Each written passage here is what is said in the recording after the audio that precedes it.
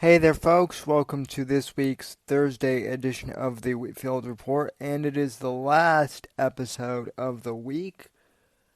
Yes, that's right, ladies and gentlemen. I am going on vacation this week. Actually, by the time you hear this, I will already be most likely on an airplane headed to northern Michigan. I'm going to go see my grandmother. She's 90 years old, and I haven't seen her in about a year and a half. And when your grandparents get to be that age, you just never know when they're going to go. And so I've had this plan. I've had this trip planned for a while, ladies and gentlemen. I just forgot to mention it on Tuesday's episode and then on Saturday's episode, given the heavy news that uh, you know broke this weekend and early this week. So I'm going to be taking a bit of a break this weekend from politics. I honestly, ladies and gentlemen, I can't do it this weekend. Just the news cycle is so incredibly toxic. Plus, you know, like I said earlier, I'm going to spend time with my grandmother, so I don't really want to bring the all of the weight of the world and all this political shit that's going on my trip with me. But kind of on that note, just kind of as a final, throwing my hands up in frustration. Um, I don't even know where to begin, and I'm not going to make this podcast super long, but long story short, everything I said that I predicted would happen with the media and with the politicians has happened. Um, where to start? Like I said on Tuesday's episode, neither guns nor violent video games are to blame.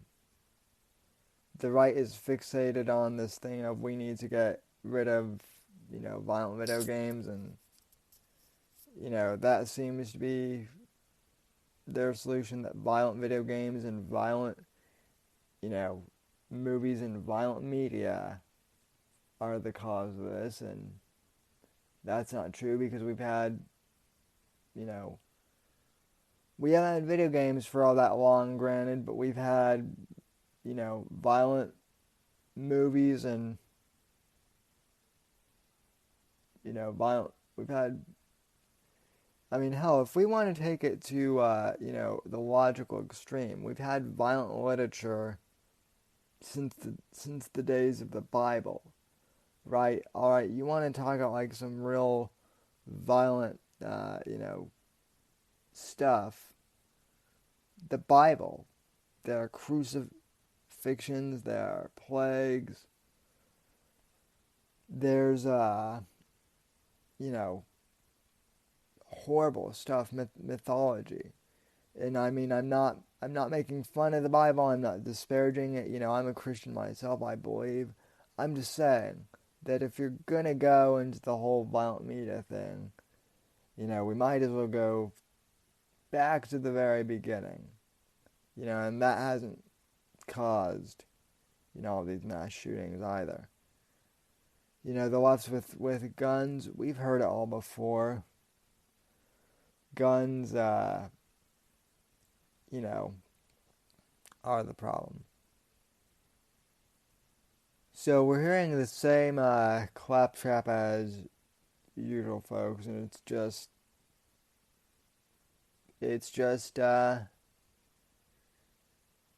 disgruntling and discouraging. I don't know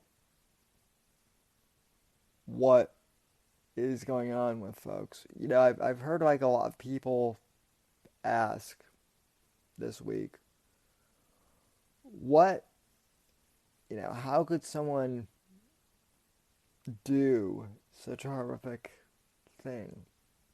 Right? We hear this all the time when mass shootings happen is, how can someone do something so horrific?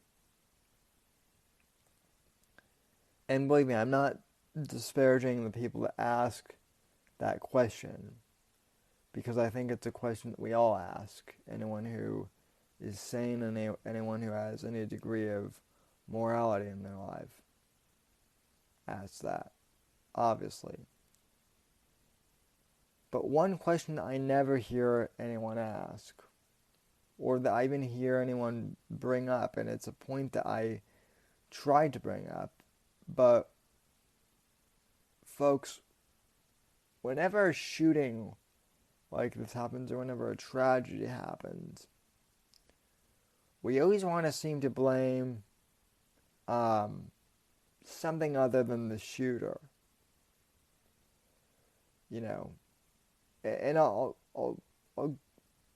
well, I just gave you examples, right? The right wants to point to, oh, we have a problem with violent media. That's what the far right goes to. The left goes to, we have a problem with guns and mental health. I do believe we have a mental health, thing, but all aside, we bring up all these other factors, but we rarely ever just say, okay, well, this person did it. Let's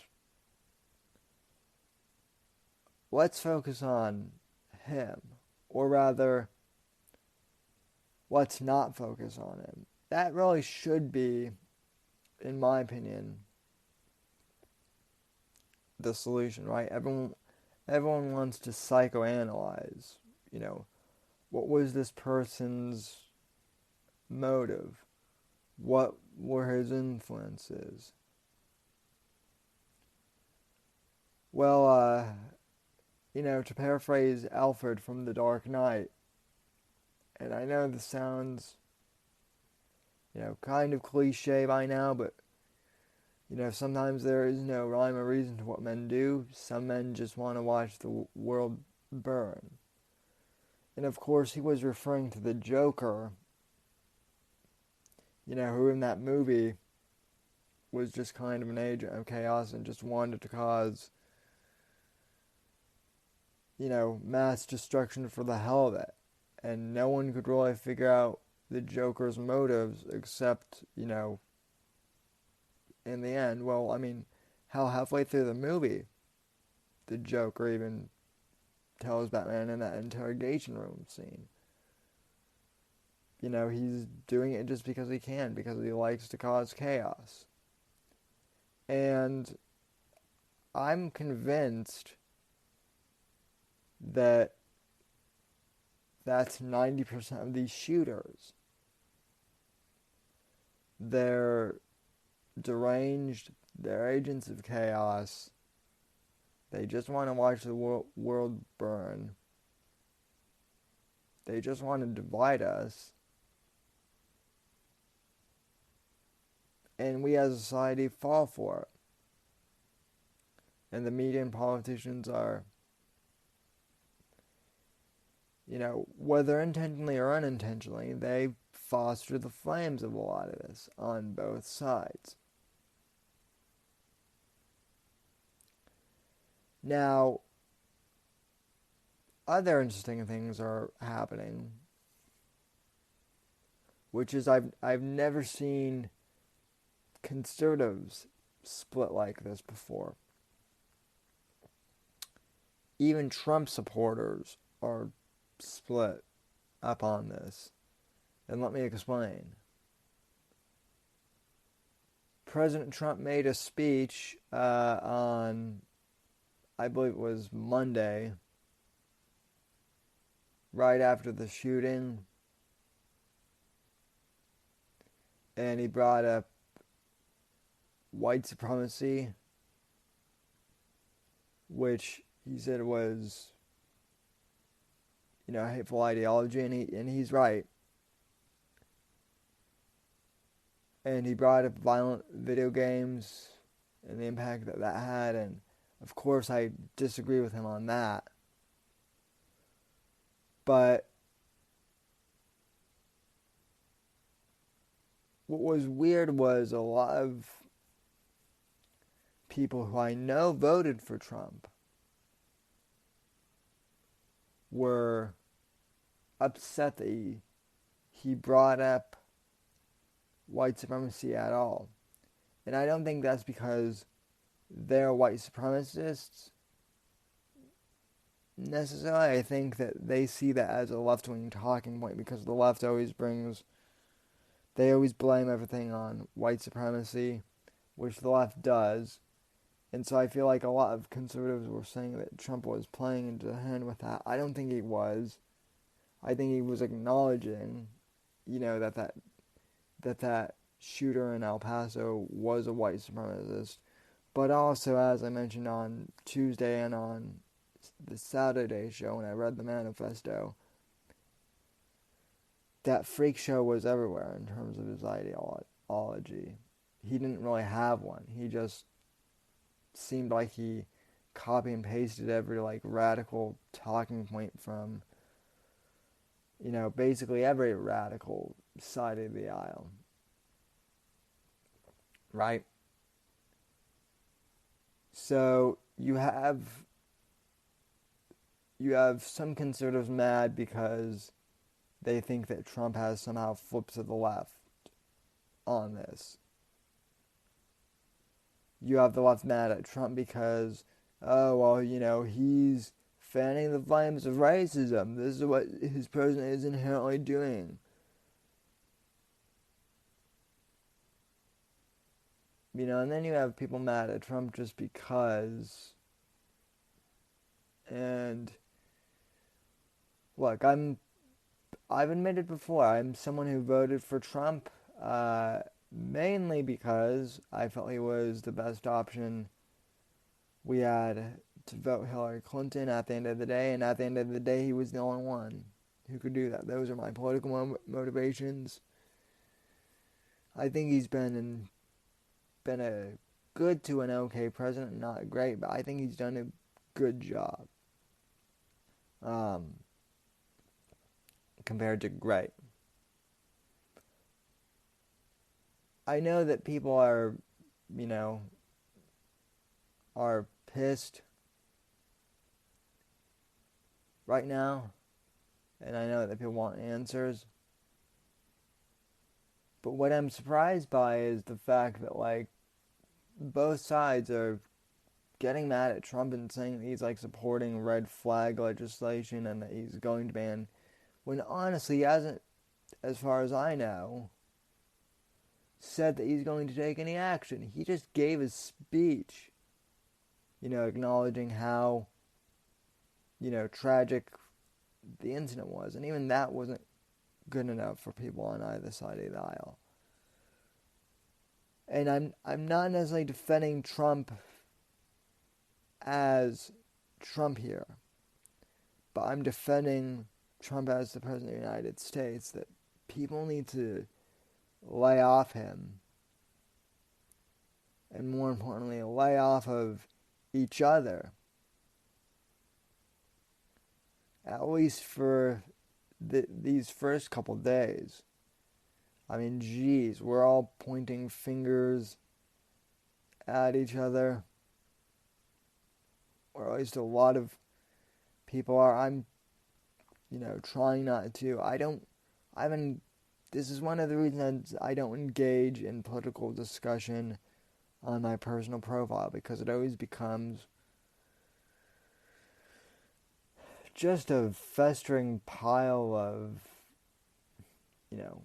crap.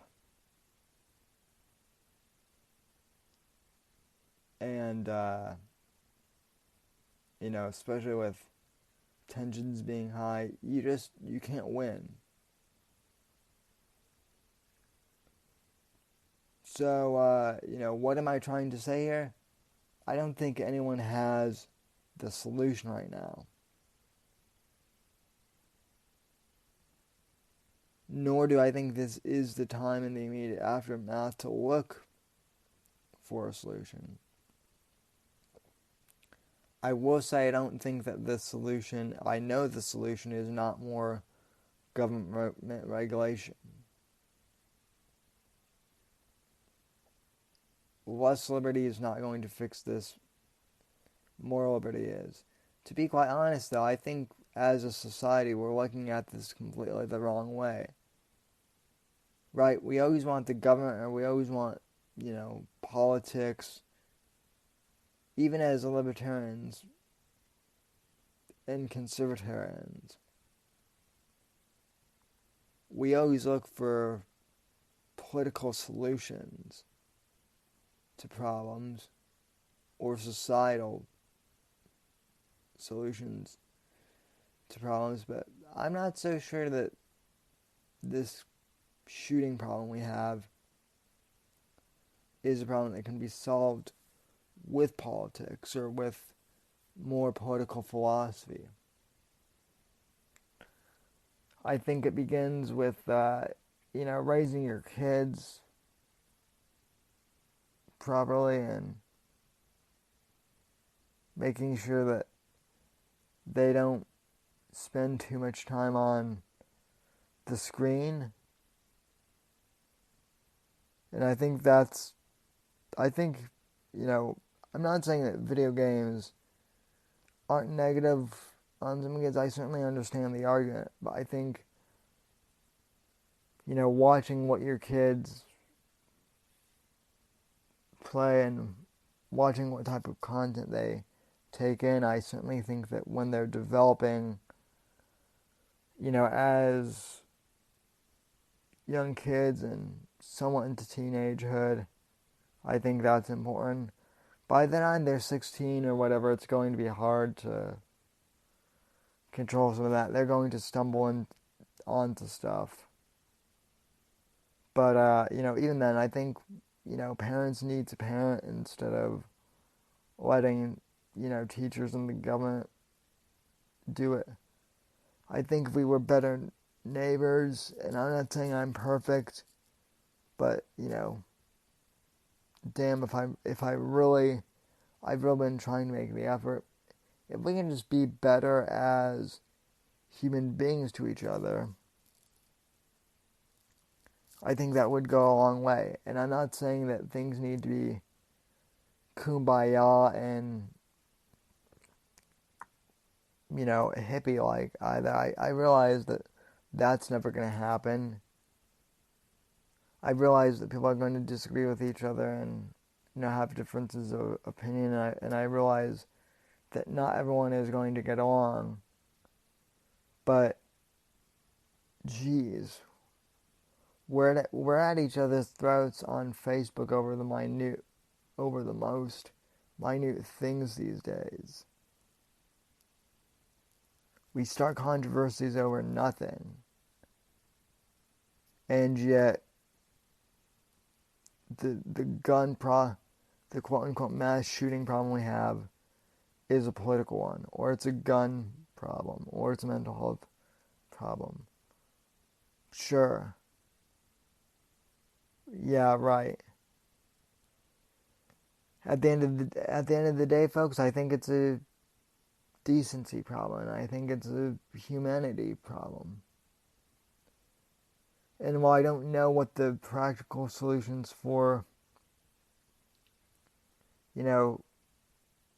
what we can do as a nation, I do know that what we can do, what will certainly help, is if we continue to spread the message of liberty and freedom and the power of the individual and the power of a man's humanity and goodness, things that we espouse as conservative and libertarians, and quite honestly, that we all should espouse as generally decent human beings, regardless of religion, race, or political views, or anything else.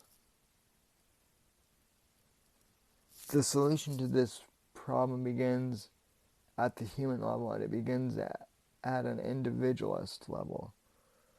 Be good to those around you, and hopefully they'll be good to you in return. If not, oh well, be good to those that you can be good to.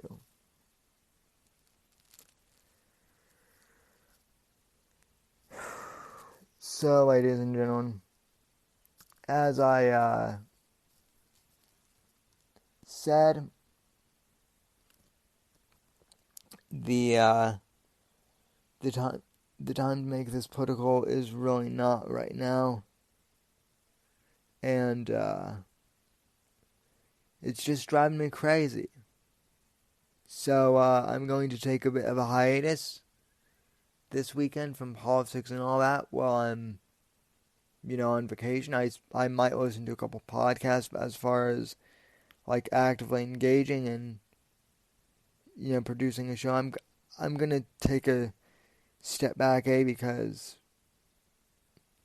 I don't get to see my grandmother very much, but B, I just think that with this shooting, I really don't have anything else to say right now. And at this point, I would just be beating a dead horse other than this. And I just need to focus on the positive things in my life. And I would advise you all to do the same as well. I don't think anything is going to be solved by screaming at each other over ridiculous political arguments on Facebook. It's not going to be resolved by name calling each other or by proposing that one side's ideas or that one side is completely stupid. I mean, I think you can criticize people's ideas, but I think now is not the time to name call each other over this stuff. But that's just me. I always try and be the optimist. And, I think for the most part I do a pretty good job. I have my times where I fall short. But like I said, this is a humanity, a human problem as opposed to a political and socioeconomic problem or a societal problem. This is a human problem, so let's start, addressing it as such. So, ladies and gentlemen, I want to thank you for listening to this brief episode. And, I'm sorry I'm cutting the show a little short this week, although I did have an episode on Tuesday. So technically you've gotten 3 episodes since I count the beginning of the week for this show on Sunday. So we had the Sunday podcast, we had the Tuesday podcast, and then we have the Thursday podcast, which we're listening to. And I'm only going to Michigan for the weekend, folks. I'm not going to be doing like a 4-day vacation. This is just a quick weekend trip to Michigan to see my grandmother. And I'm going to enjoy my time with her. And then I'll be back next week, and, hopefully there are more developments and there's actually something useful that I can say about the political state of the world. I'll also be talking a little bit more about or I guess I'll be covering the Joe Rogan, Bernie Sanders interview when I get back. I've covered that a little bit, or rather I've watched a little bit of that interview, but I haven't finished the whole thing yet. Maybe I'll get to it on my vacation, maybe I won't. Like I said, I'll be taking a break from politics, so I probably won't finish that, but I will have that podcast for you sometime next week, or my review of that podcast, that interview between Joe Rogan and Bernie Sanders. So, and then maybe I'll get some guests on too once I get back. Who knows? But anyway, folks, I just want to thank you for listening and thank you for supporting the show and thank you for staying positive and giving me words of encouragement and just sharing the show or helping promote it or supporting it, however you guys support the show.